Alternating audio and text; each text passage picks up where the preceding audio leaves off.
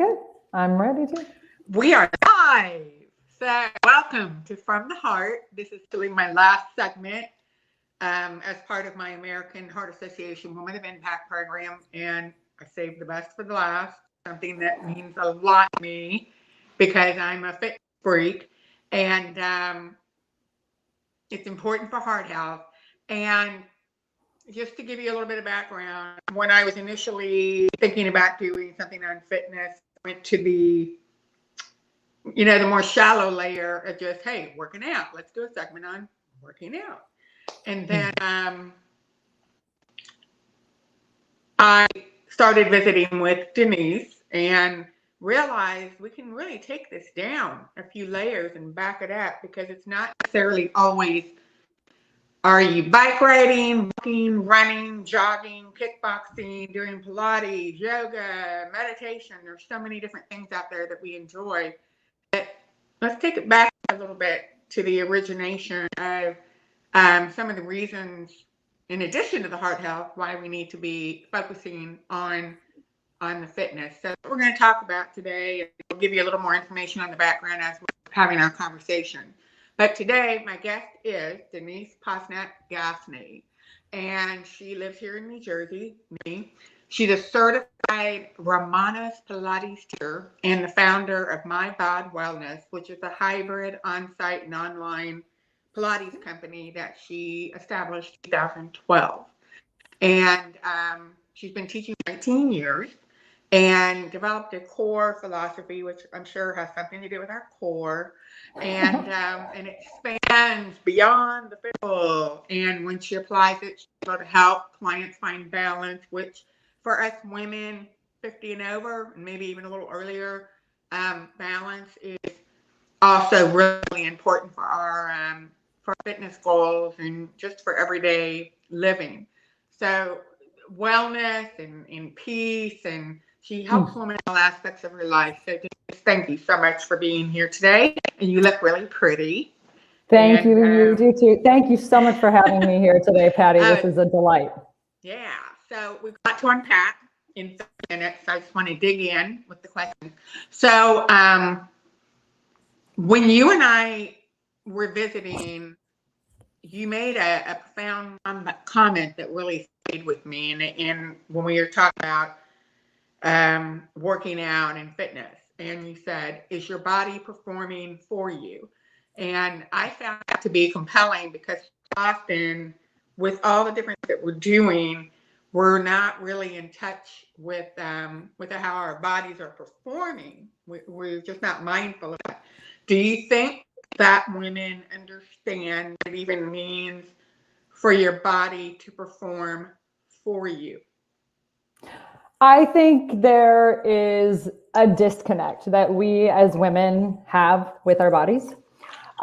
There's often an antagonistic relationship that we have with our bodies. We have issues with our bodies. Our bodies don't look the way they're supposed to look. They don't look like that woman or that woman. And so we start to try to control our bodies, and we have a very sort of disassociated relationship with our bodies. So our bodies, we don't value how our bodies perform for us on a basic level. Like, this conversation is about heart health. We rarely think about the fact that our hearts are working daily just to get blood to our limbs so we can move, we can talk, we can function. We rarely have an acknowledgement of that, an awareness of that, and an appreciation of that. Instead, we are generally in a place of, I'm not this enough, my body's this, my body's that, I have to try on these clothes, right? So one of the things that I would love, and one of the things I teach my students, is to understand that there's a partnership, right? And actually it's not even a partnership, it is, you are your body, period. But that we work with our bodies, we're in partnership with our bodies, and we acknowledge the way that our bodies perform for us. And we, yes, 100%, I don't think that women understand, or they think about the way our bodies are performing for us. And then what we need to do is give our bodies what we need, or what they need, we need to fully perform for us, right? To be able to show up for us. So out of this antagonism that we have with our bodies, we tend to do things that aren't healthy. We tend to, think negatively, which causes stress. We tend to go on juice cleanse. I'm not saying a juice cleanse is a bad thing, period, but we tend to go to extremes to try to change our body and make it different. And we're mean to our bodies. And so then our bodies become depleted, they become burnt out, or we overwork out, or we underwork out, right? So it is this relationship, and it's like avoidance is one of the place we live in. We're up here, and then we're sort of like, I don't want to think about it. I don't want to deal with it, right? And then there's that avoidance. So then 100%, your body isn't able to perform for you because you're not giving it what it needs. Yeah. Your body also will talk, I believe. Oh yeah. Oh, yeah. I'm going through that right now. We'll talk about it a little while later. Okay, so I want to take this down a layer, because you said the word stress. And I told you about a very close friend of mine who has just gone through, finished up her radiation treatments from breast cancer. They got everything. But she's had a lot of anxiety. And the oncologist had made a suggestion that she do meditation. And when she told me about it, we both started laughing, because she and I are both bikers, walkers, swimmers, and meditation and yoga, it's just not our thing. but when I shared that with you, that's when we kind of started going down the path about that the oncologist identified that Karen was experiencing anxiety and stress over having gone through this traumatic experience in her life and then going on to the next step. And we wanted to kind of peel back layer and talk about stress and anxiety, and about when, I think the word used was in learning to incorporate a stillness into their life and their fitness. So will you talk about that, stillness and mindfulness, a little bit? Yes, I love this topic. So going back to, you mentioned that I teach women or people how to find balance, and you were talking about it in a physical way, which is awesome. Yes, 100% for women who are over the age of whatever. Balance physically is good, but I see it more as that balance in the general sense, right? So that we're not going and hitting it hard, getting on our spin bikes, doing our Pelotons, and then trying to run a marathon, and then running around with our crazy lives. And that's our stress relief, is just, again, back to the avoidance thing, right? But that we have to balance. We have to balance how we do our workouts. The body needs rest. The brain needs rest. We need stillness. And in the culture that we live in, stillness is not really valued, right? And so it's something that's very hard for us as type A capitalist Americans who have to go, go, go, and produce. And that becomes detrimental to our health, right? We see it, we know it. We know about the person who works themselves into the ground and has a breakdown, or a nervous breakdown, or a physical ailment that comes up. They haven't been paying attention. Like a heart attack or a stroke. Like a heart attack, exactly, right? Or a stroke. And the thing is, the heart attacks and strokes are happening to women younger and younger. And I interviewed a woman in a stroke in her late 30s, and she was a broker on Wall Street and really successful, and it affected her. So we're coming out of a pandemic. People have been from home for the past year, and I'm hoping that people are coming out of it with, hopefully learning a little bit of stillness and balance, and working out and being healthier with a different mindset. and that we don't go back to our go. I know. Yeah. Mentality. Yeah. Yeah. Yeah. So you're a former dancer, and Mhm. you respect the power of small moves. And you told me when we spoke that this is what led you to master the art of Pilates. Hmm. And I've never done Pilates myself, or I'm intrigued, interested, and I told Karen about it. But I'm interested about the small moves, because it's such a fit into the stillness, mindfulness, because you really have to focus your body on these small moves that help your body perform for you, not just perform, but perform in your favor. Yes. And really, I think you work with clients to identify, if they're feeling stress, if they're feeling anxiety, and then figure out how to focus on the different muscles and move them and hold them for strength and the control. So, and you told me that a lot of athletes do Pilates. So I want to talk about that a little more.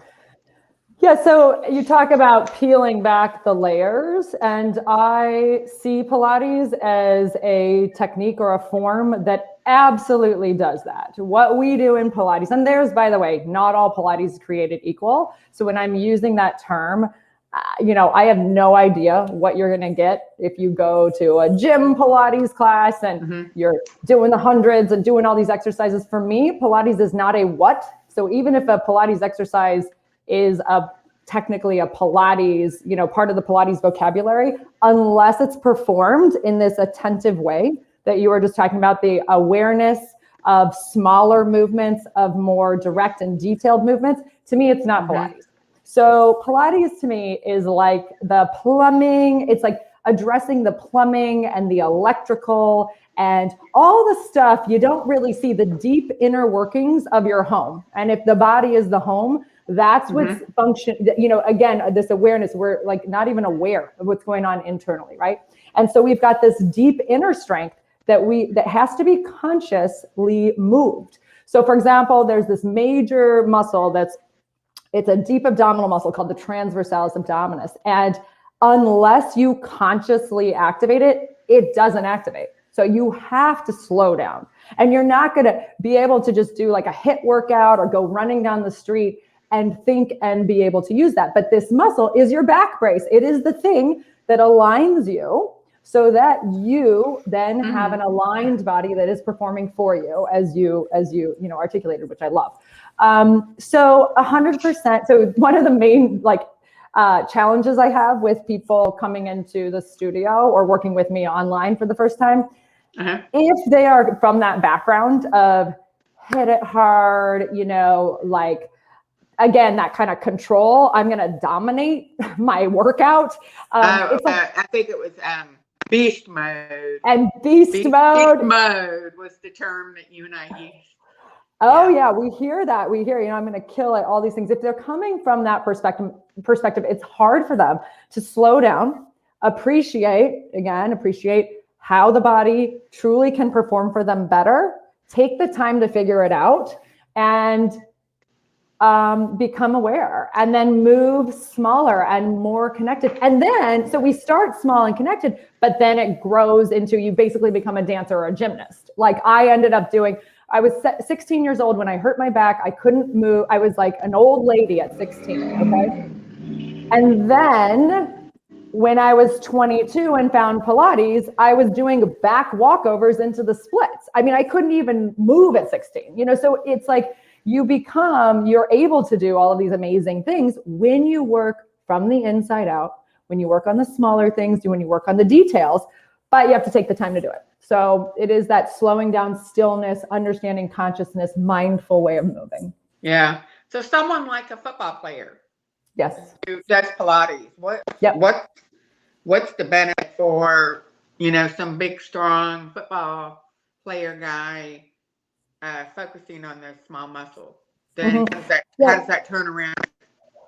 Right. So, the thought that comes to me when you talk about that is like, there's a certain amount of motor control. And you think about little kids, they have like gross motor control, right? So they're like, they grab the apple, but they can't take the pen and draw, right? Like a picture. So the football player obviously has a very high level of mobility and consciousness of their movements. However, getting that detailed, inner deep working, addressing muscles that aren't going to be addressed in their normal training is why Pilates tends to benefit athletes. So athletes, when they're doing their work, they've got their training. They also have like patterns that are sort of overused, right? As a football player, you're running forward, you're tackling, you've got to use your weight through space, but you might not be addressing the opposite, the opening in your back. So then you're going to have problems because of that repetitive movement. So I think, so I think like Pilates I also call it kind of like your insurance policy. Like it keeps you again aligned and connected, and in a way that if you do your big movements and you do them over and over again, I play tennis right now, I'm feeling it. It's like that you could really develop problems, but it keeps you balanced so that you don't get injured. Yeah. Okay. So now I want to talk about 4 months ago, I started experiencing tremendous pain in the side of my left knee, and it was so extreme that I put on a knee brace, and I was still trying to plug along and do my workout, even though I wasn't. It was very obvious to me I wasn't walking straight. I was putting more weight on one side of my body than the other, and I got concerned.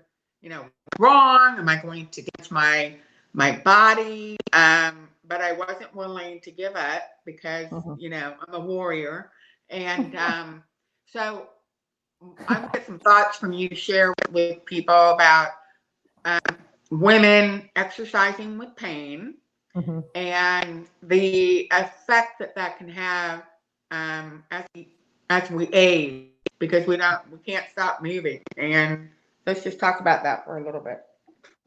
So I love this topic. It is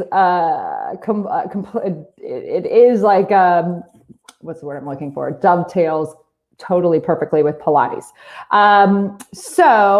Actually, Pilates developed his technique because of people in pain. Okay, so he worked with, he was a nurse on the Isle of Man during World War I, and all of his soldiers that he was taking care of were in bed. And he said, no, you are injured, you're in bed, but you're going to keep moving because that's going to keep you healthy. And so he moved them in ways that they could move without pain. So going back to your example, in Pilates and in my philosophy, I came to Pilates from pain. Again, going back to being injured at 16 and having chronic pain until I came upon very good Pilates. My aunt trained me, and then pain was not a thing anymore. And what I learned was that you continue to move, but you move without bad pain, So in your case, Patty, with the knee, then you do non-weight. I mean, Pilates is actually a great thing to do when you have like a knee or foot injury because it's non-weight bearing. So you keep moving, you strengthen the other parts of your body, and then you're able to recover. And Joseph Pilates, there's a story of my master teacher, Romana Krzyzanowska, who was his student. Okay, so I worked with his student, Romana. And when she was 15, she danced for George Balanchine, or she was at Mr. B's studio, and she had an ankle problem, and Joe sent her to, and so also just wrapping in, this is not even just age. I would say 90% of the people come to me have pain. If they're 20 or they're 60, doesn't matter. Okay. Wow. So women continue to move in pain, and they don't quite know how to do that and how to not do that. So Romana goes to see Joe Pilates. Her ankle is hurting, and he does nothing with her ankle. And she's looking at him like, this guy doesn't know what he's talking about. He's not helping me. After 5 sessions, her ankle was healed because she left it alone. So she strengthened what needed to be strengthened, and she left it alone. It's very hard for us as women like us who want to go, we want to accomplish, we want to do, to back off and not feel the pain, but do other things, get creative about how you can move without feeling that pain.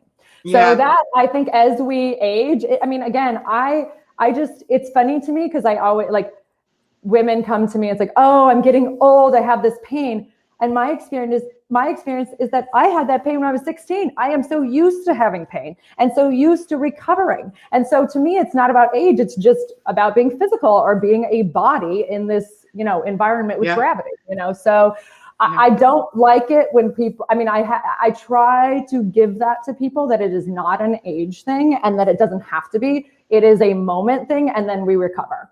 And you can keep recovering if you do the right things.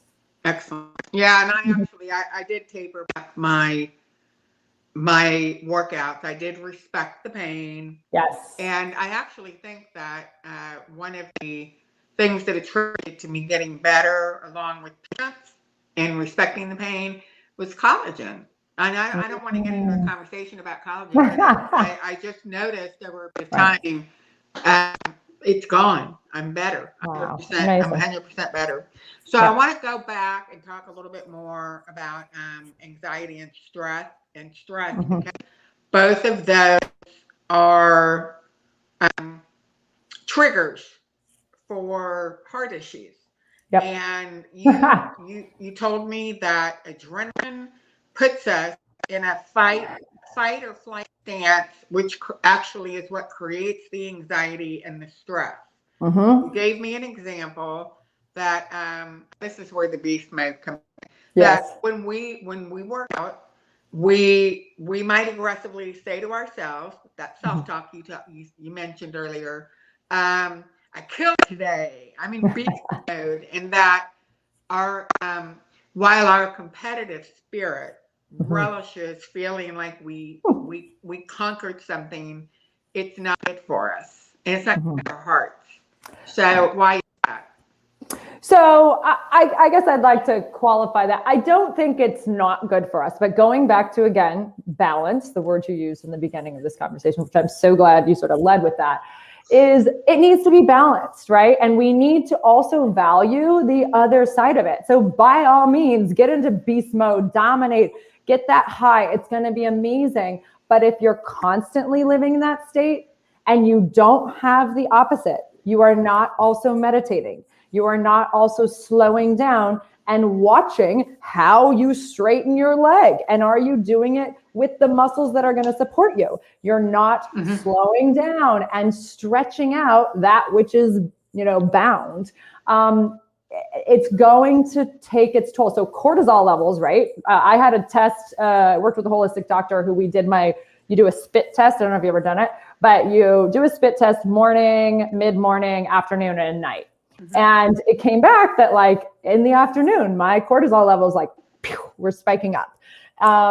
And this doctor, she's like, you have to address this, because if you keep going that way, your adrenals, you will burn out. And so this is where we see hormonal imbalances. Your thyroid starts getting wonky because you've been pushing the adrenaline and cortisol for so long and your hormones are not balanced. So and then the heart, right? So it's all connected.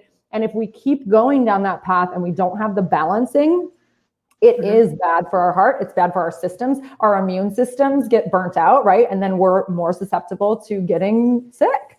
Sure. So 100% that slowing down and valuing almost the opposite of that, right? I want to say that's good for a certain amount. It's stimulating and it's very inspiring for yourself to get into that mode, but we have to balance it out. Okay. And that is a perfect way for us to segue into that when we finish whatever type of exercise that we do, that movement, whatever we do, should feel restorative. So I want to talk about that because it speaks directly to this whole, adrenaline and stress mentality versus I feel so great now that I completed what I set out to do with my workout. Those are two very different things that kind of gets back to what you were talking about at the beginning about our self-talk and we have these impressions in our mind about how we're supposed to look, what we're supposed to do, what we're supposed to feel. And truthfully, if we just have a mantra of restorative, I feel restored, Yep. that there's a lot of power in that. So I love that. And it makes me think of two main ways that women interact with or like dialogue with their bodies when they're working out. And one of them is in that state of fear. So I know it was very interesting. It just reminds me of a client I had who was a soul cycler. I do soul cycle as well. And she's like, every time I start, like I'm scared. And I used to feel like that when I'd go on a run. I'd get like a little sick to my stomach, like, oh, this is going to be so hard. But once it's over, I'm going to feel so great, right? So there's that interaction with your workout. And then the other interaction with your workout is I have to go all out to the point where I'm depleted, I'm panting, I can't even make it through. And that's when I've done enough, okay? So there is like, if you have those feelings with your workout where it doesn't feel like you've been supported, but the rest of your day you feel depleted and you're tired, you're dragging through your day. So at 4:00, you have to get coffee because you killed yourself in the morning with the workout. That's not good, right? Now, a workout feeling restorative, I also want to clarify what I would mean by that. So for example, I can go into a soul cycle workout and feel restored by it because I know how much output to put into it so that when I walk out, the rest of my day is going to be good. And I don't have the anxiety. I'm not scared of it because I do it at my pace and I know what's good for my body. Okay. Mm-hmm. That can feel restorative. Then there's a different layer of restorative, right? I can go to my restorative yoga class and then walk out of that ready to like have the best night's sleep of my life because that's a different kind of restorative. So I think that what's best is if you're finding here's the deal, restorative in the way that it gives you energy and or gives you peace, right? Like calm and peace, or a vibrant energy that's sustained, not the high afterwards that's going to drop. So that I love it. I love that. Yes, I wanted to kind of clarify that. And so 100% your workouts should give to you, not take from you. Now, I also want to, as I'm training in tennis right now, and I've joined a team and now I'm getting competitive, there's another part of workouts, right? That there is going to be that aspect of a little bit of like, we're going to stretch a little this week and you're going to be a little drained. You're going to be tired. You're going to be sore. Like that's part of being an athlete too. So that's okay. Yeah. But again, you got to create that balance. If you do too much of it, you'll have a problem. Then, being hard on yourself, because I'm ready to start swimming again, and I haven't been satisfied with my weight training and cardio workouts for the last few weeks.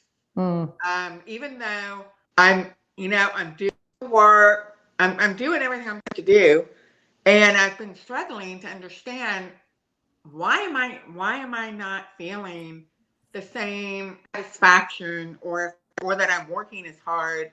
And I think I'm coming to the answer that it's between seasons, and I'm ready to incorporate the conditioning of the swimming laps again into my workout because I know what it does for my body. And so I'm kind of in this between stage right now, and I'm being harder on myself than I normally would. Yeah, I mean, I think, it's interesting that you mentioned that because there should be a joy, right, too, with that. Like a lot of people work out so that after they work out, they feel good. And I am a huge proponent of during it, you should be, I shouldn't say should, because there's obviously, as a dancer, right, you go into rehearsal every day, no matter how you feel, period. There are going to be days where it's boring, you hate it, or it's like, it's just not the fun, right? Like that's part of the discipline and that's part of overall health, right? We have to do the things we don't love. However, if our only workouts, you are wanting, there's something else that is going to bring you joy and it's possible and it's coming into your life, then by all means, you're in that stage. I think it is about being patient with that transition And, and maybe also I would say like bringing newness to your workouts that, your current workouts. Like, I don't know if you're creating them or if you have a trainer. I know you do have a trainer, but I don't know, what you do for your workouts right now, but how can you bring some newness to it, right? So there's a little joy, a little more interest, and change it up. So I love that, but yeah. Yeah, it's important for people to do that. So we got to wrap up because we've hit the 30-minute mark. And I really appreciate you. You are very passionate about what you do. And I am going to come see you. I'm going to give this Pilates thing a try. I think I need to do that. I owe it to myself to do that. Yes, I love that. Yes, because I want to take very good care of my heart always. So thank you. Do you have any parting words before we say farewell, everybody? No, I think that I've loved this opportunity. You as well are so passionate, Patty, and it's so easy to talk with you. And I love where we've gone with this conversation. And just to kind of bring it back to heart health, I 100% that balance of calm and excitement, right? That we've got both of those things. So it's the in and the out, and that beautiful balance is what we're looking for. So I love that. Okay, thank you great. So much. Okay, thank you. So everybody, thanks for tuning in, and get out there and do something to take care of yourself. And if you haven't done Pilates, give it a whirl. So thank you. Have a great day. Bye-bye.